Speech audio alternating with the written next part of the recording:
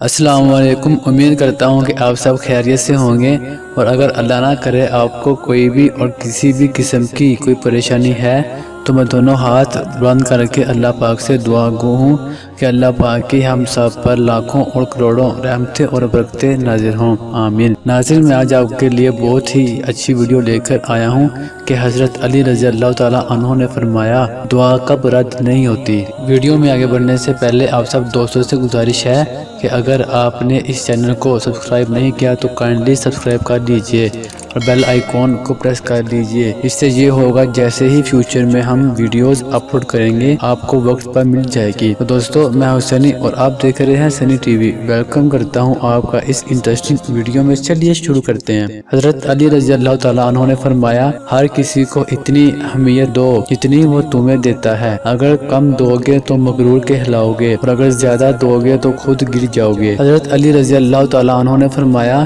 کسی انسان کی خوبی کو پہچانو اور اسے بیان کرو، لیکن اگر کسی کی خامی مل جائے تو یہاں تمہاری خوبی کا امتحان ہے۔ جو چغل خور کی بات پر اعتماد کرتا ہے وہ اپنے دوست کو اپنے ہاتھوں سے کھو دیتا ہے۔ انسان کی اصل اس کی عقل ہے اور اس کی عقل اس کا دین ہے۔ ہر انسان کی قیمت اس کی عقل کے مطابق ہوتی ہے۔ اگر جاہل خاموش رہتے تو لوگوں میں اختلاف نہ ہوتا۔ اس شخص میں ہرگز دلچسپی نہ لو جو تم سے دوری اختیار کرتا ہو، جو تم سے جان چھڑواتا ہو۔ انسان کی دو فضیلتیں ہیں، عقل اور زبان۔ عقل سے فائدہ حاصل کرنا اور زبان سے فائدہ پہنچانا دوسروں کو۔ حضرت علی رضی اللہ تعالیٰ عنہ نے فرمایا، جاہل کے سامنے عقل کی بات مت کرو۔ پہلے وہ بحث کرے گا، لڑائی کرے گا، جھگڑے گا، پھر اپنی ہار دیکھ کے دشمن ہو جائے گا آپ کا۔ جو چھوٹی مصیبتوں پر صبر نہیں کرتا، اللہ تعالیٰ اسے بڑی آزمائشوں میں مبتلا کر دیتا ہے۔ اپنی ذات